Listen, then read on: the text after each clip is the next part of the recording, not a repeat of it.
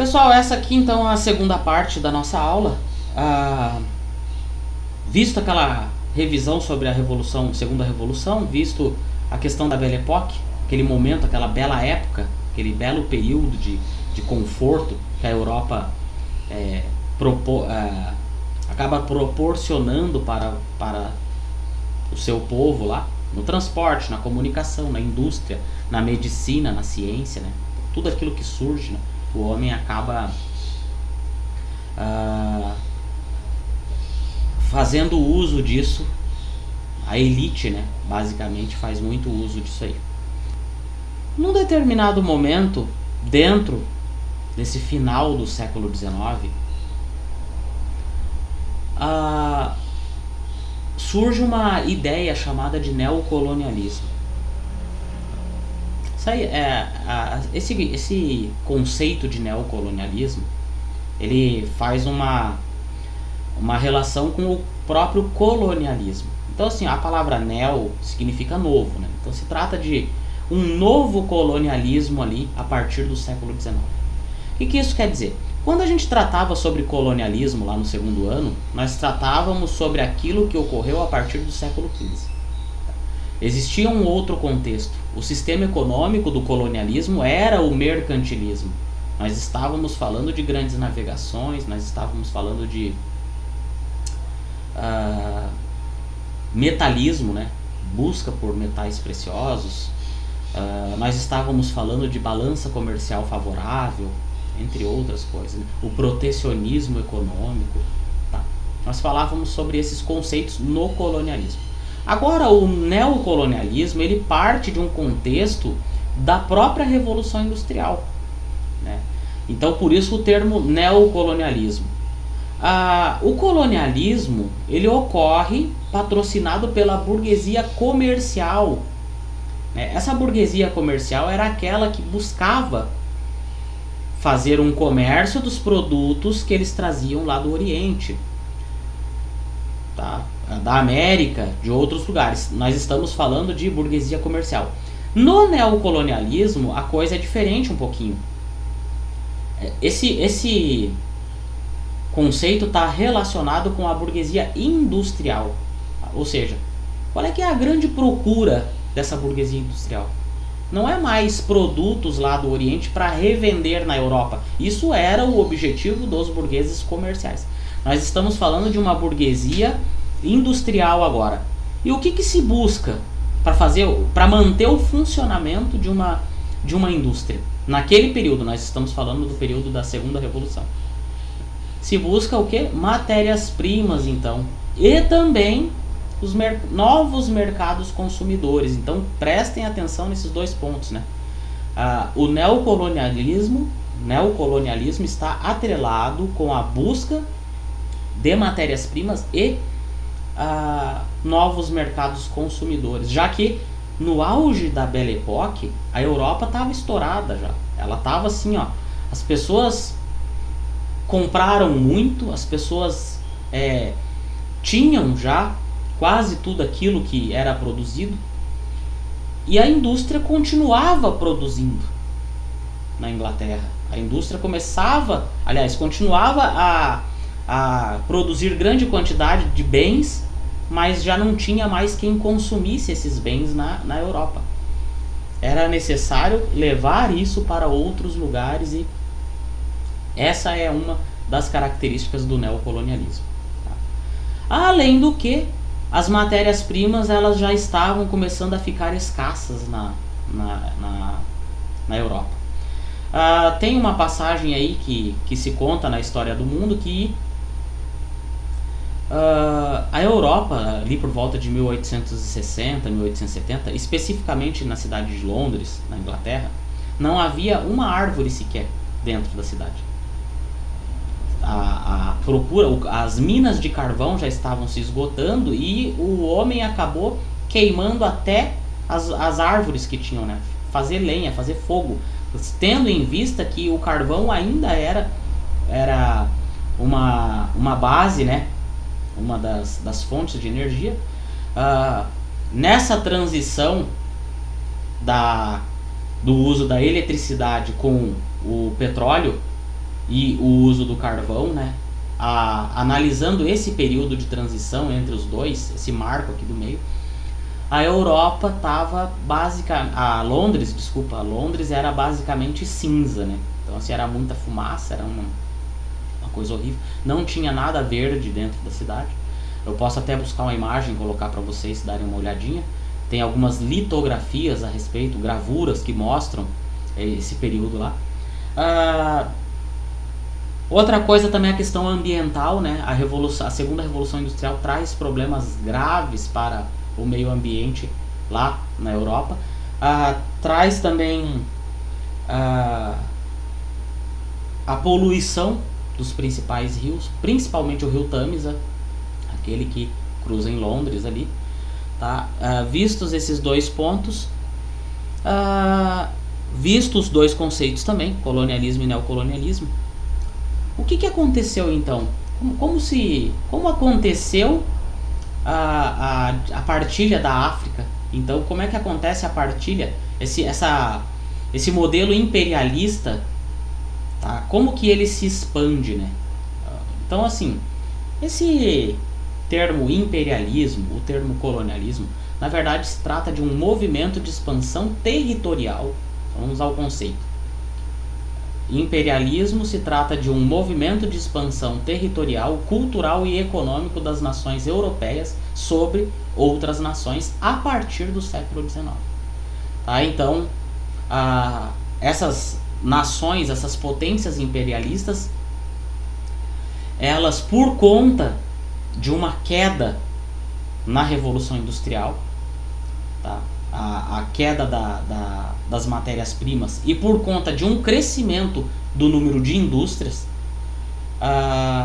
acabou estimulando a ideia de se buscar matérias-primas fora do continente europeu.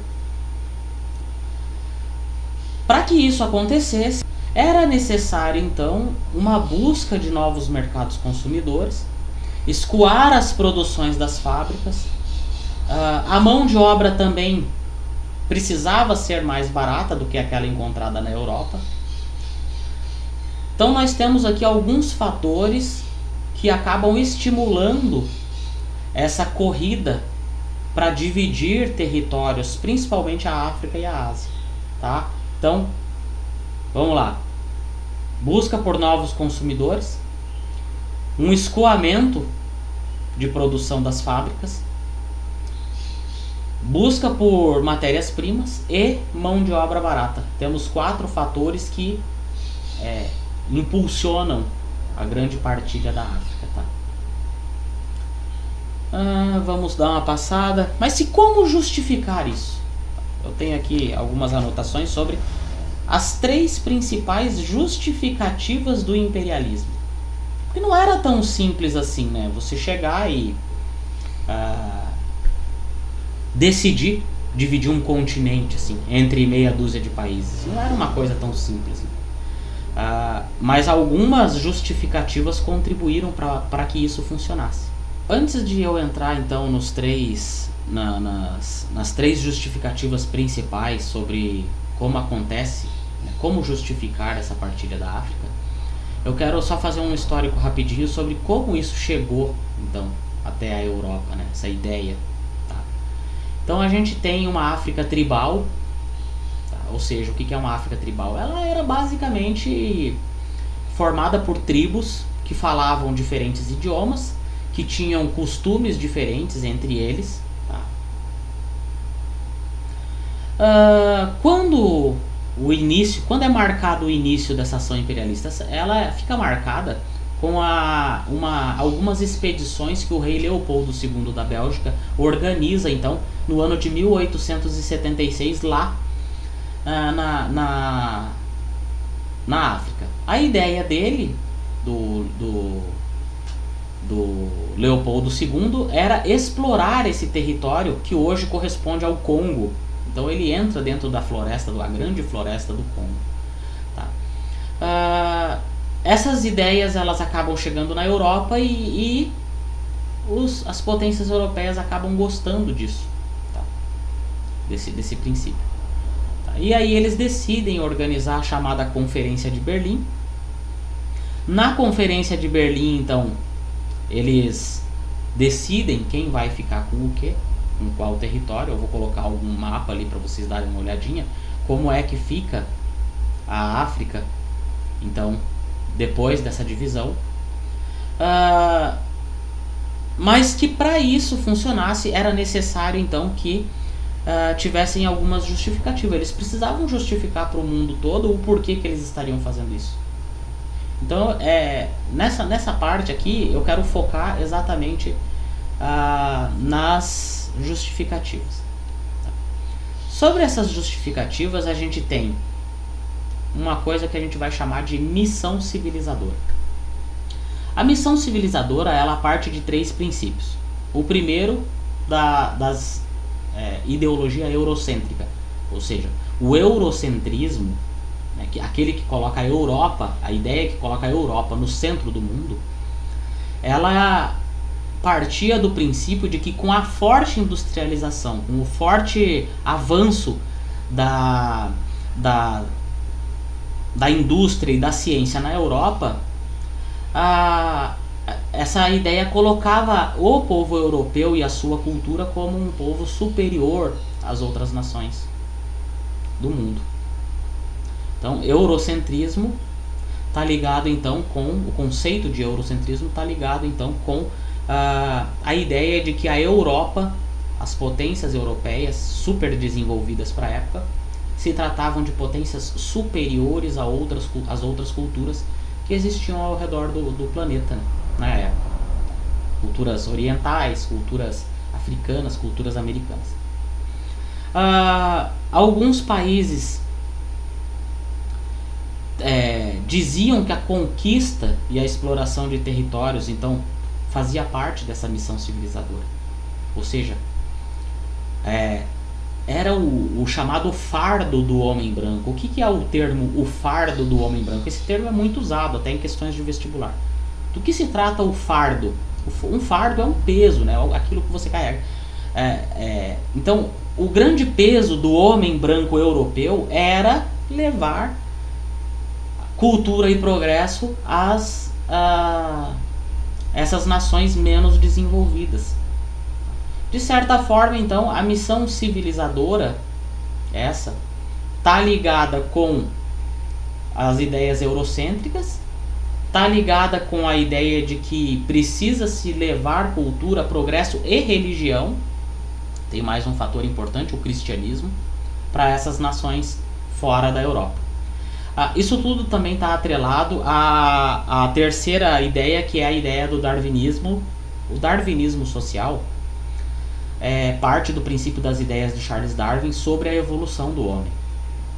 E lá em alguns escritos do Charles Darwin, dentro da sua teoria, ele dizia que dentro do cenário do mundo, do planeta, existem sociedades com povos mais evoluídos e sociedades com povos menos evoluídos.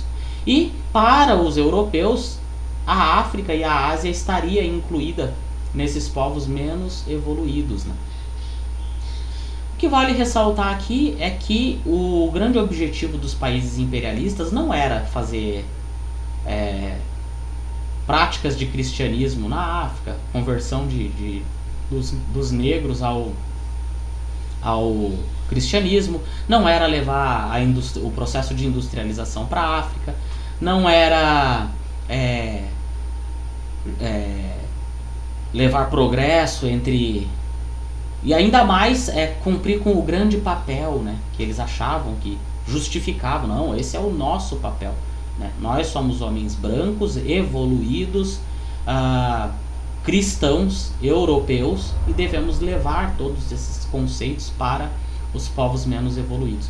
Não era nada disso. Na verdade, essas nações imperialistas, elas estavam com a principal ideia de obter vantagens econômicas com a exploração e extração de matérias-primas dos africanos e dos asiáticos, e ainda tornar esses dois grandes continentes consumidores dos produtos produzidos lá na Europa com a Revolução Industrial. Pessoal, missão civilizadora então. Primeiro, eurocentrismo. Coloca a Europa no centro do mundo. Uma cultura mais evoluída.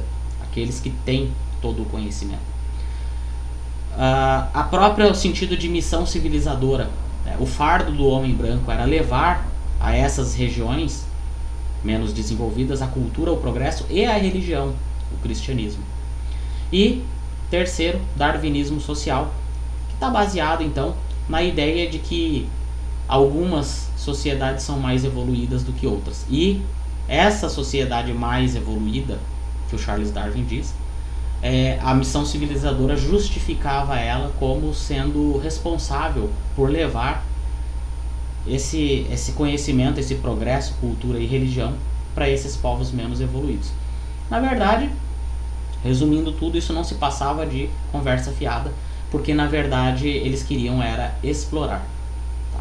Espero que tenha ficado entendido. Vou colocar um exercício sobre a missão civilizadora, os conceitos de eurocentrismo e darwinismo social também, sendo essas três, né, eurocentrismo, missão civilizadora e darwinismo social, as principais justificativas dos países imperialistas para dividir os continentes africano e asiático.